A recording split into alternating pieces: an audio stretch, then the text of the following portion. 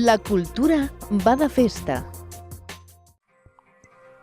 Any rere any, el segon diumenge de maig, al Parc de la Guineueta es transforma per un dia en el gran aparador de les entitats de Nou Barris amb motiu de la cultura va de festa.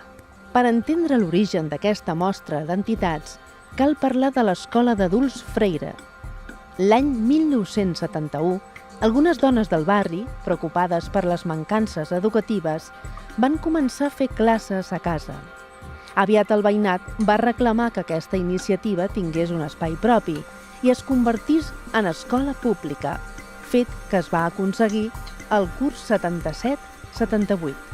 L'escola Freire, però, encara tenia manca d'espai i havia de realitzar les activitats als locals prestats per la parròquia de Sant Sebastià i el col·legi Luz Casanovas, que eren insuficients. L'any 1979 es va començar a construir l'escola, que va engegar l'any següent.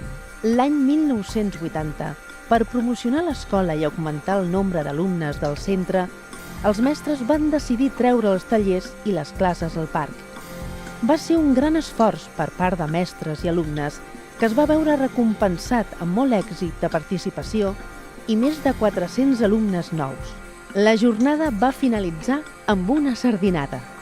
Ben aviat, les entitats del districte es van sumar a aquesta jornada.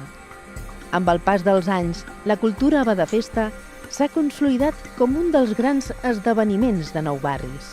Una jornada popular en què el veïnat pot descobrir tota l'oferta associativa i cultural del districte mentre gaudeixen d'un dia ple d'espectacles, música i animació.